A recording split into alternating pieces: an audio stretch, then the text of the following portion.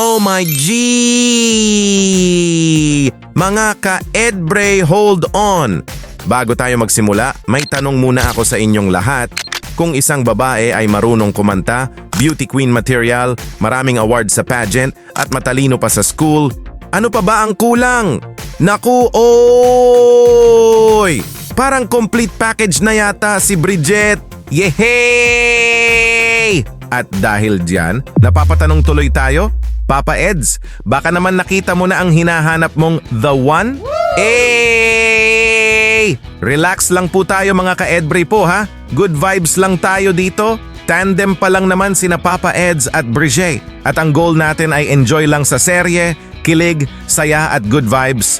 Oh my G! Pero alam naman natin ang kasabihan. Hindi natin masasabi ang panahon. Kaya habang tumatagal ang tandem at mas nakikilala nila ang isa't isa, malay natin kung saan sila dalhin ng panahon.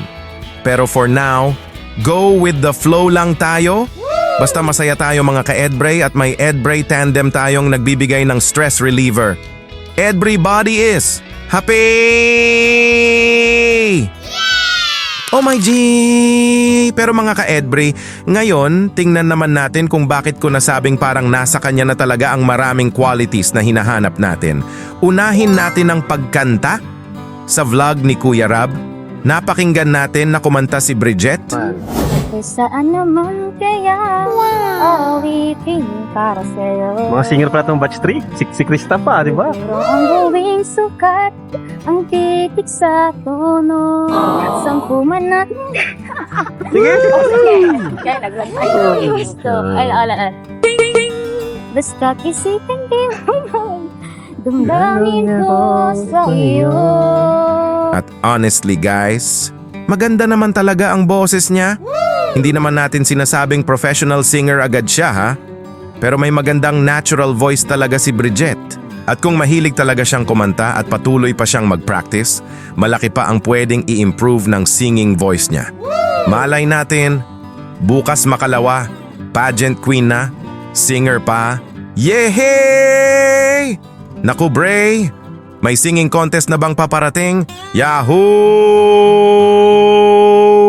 At kung pag-pageant naman ang pag-uusapan, dito talaga hindi na tayo magugulat. Grabe mga ka-Edbray, simula pa nung grade 7, sumasali na raw si Bridget sa pageants. Hala oy, dugaya naman dahi gyud ka ayuno. At ngayon na nasa college na siya, ibig sabihin, hindi lang beauty ang dala niya, experience din. Yehey! Kaya kapag rumampa siya, parang, no cool ban kasi, sanay na si Bray, yay! Ilang beses na rin natin siyang nakita sa iba't ibang event. Nakita natin siyang rumampa bilang isa sa mga napili bilang ambassadress ng Velvet Box. Wow! Grabe! Nakita rin natin siya sa fashion show ng Velvet Box. Hala oy, grabe hay Jude ka, ayo si Bray oy. Sanay na gyud sa rampahan, grabe At pati sa first anniversary ng Velvet Box, rumampa rin siya. Grabe, let's G! Pageant, check. Ramp, check. Confidence, check. Beauty, check. Mga ka-Edbray, ano pa bang ilalagay natin sa checklist? Pero ito ang mas nakakabilib. Hindi lang beauty queen si Bridget, beauty and brains din. Sa school niya makikita natin ang dami ng kanyang awards at certificates. At hindi lang basta isa o dalawang award ha. Ang dami! Wow! May mga medals, certificates at records ng kanyang magandang grades. At ang cute pa dahil itinago at inayos niya ang kanyang mga grades na parang isang collection ng memories ng kanyang pag-aaral. Ibig sabihin, makikita talaga natin na seryoso siya sa education. Kaya hindi lang maganda si Brigitte, kundi maganda na, masipag pa, at pursigido pa sa pag-aaral. At nang magkaroon siya ng speech sa ribbon cutting ng pabahay ni Kuya Rab ng Team Kalingap, makikita rin natin kung paano siya magsalita. At napansin din ni Kuya Rab ang galing niya sa pagsasalita. Hindi po biro ang ginagawa nila Kuya Rab at nila Kuya Bal. It takes a strong but soft heart to be like them. Dahil sa mundong pinatatayuan natin ay maraming napupuna ang mga tao. Kahit anong gawin natin mabuti, may masasabi pa rin ang iba. mga naghahanap ng butas at mali sa atin. Pero ang importante ay magpatuloy lang tayo gawin ang mga bagay na malapit sa puso natin. And that's kalingap. Yan ang ginagawa nila. With so many issues circulating online, I choose to stand with the people who are like a family to me. Ang tawag po sa kung anong ginagawa ko ngayon ay platform. I have the platform and the voice to speak up and I would use it when I need to. Walang ibang nakakaalam ng totoo kundi tayo lamang na nasa loob. Kaya ang paninindigan ay nasa sa atin lamang. This is a matter of choice and I hope we all choose to speak for the truth. Libre lang po ang manindigan at magsalita ng bukas sa loob. Katulad ng kung paano tayo tulungan at tanggapin ng buo nila kuya. Mga ka-Edbray, sa napanood nyo na speech ni Bridget, ano ang masasabi ninyo? Mag-comment kayo sa baba po ha, at pakilagay na rin ng Beauty and Brains. At syempre, hindi natin makakalimutan ang isang taong nakakapansin din sa talino ni Bridget. Si Papa Eds. Di ba noong nag-usap sila sa vlog, napansin din ni Eds na matalino si Bridget?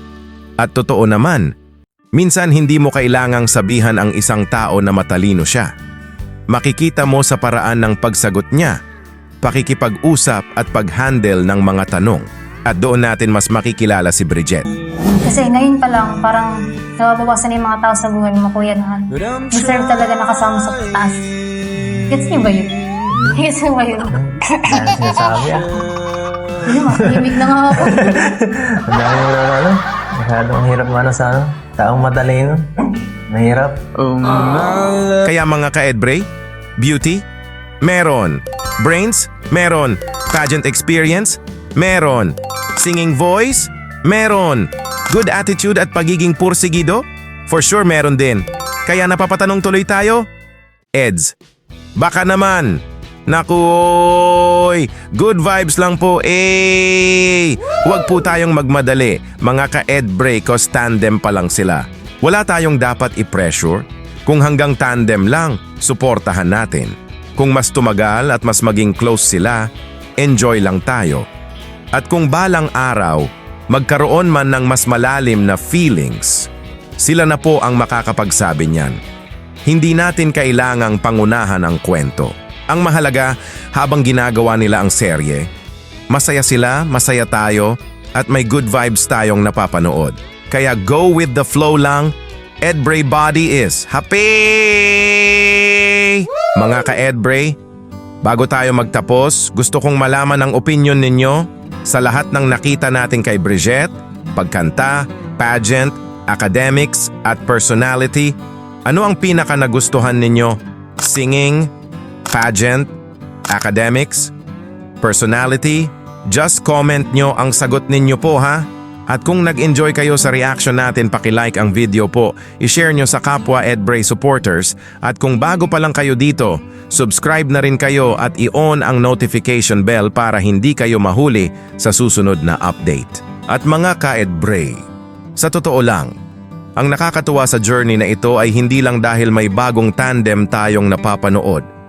Nakakatuwa dahil nakikita natin ang isang taong may pangarap, nagsusumikap, nag-aaral, lumalaban sa pageant, at unti-unting nakakamit ang mga bagay na pinapangarap niya. At kung ang Edbray tandem man ang maging isa sa mga daan para mas maraming tao ang makakilala at sumuporta kay Bridget, masaya na tayo doon. Kung saan man sila dalhin ng panahon, huwag nating pilitin ang kwento, hayaan nating sila mismo ang magsulat ng susunod na kabanata.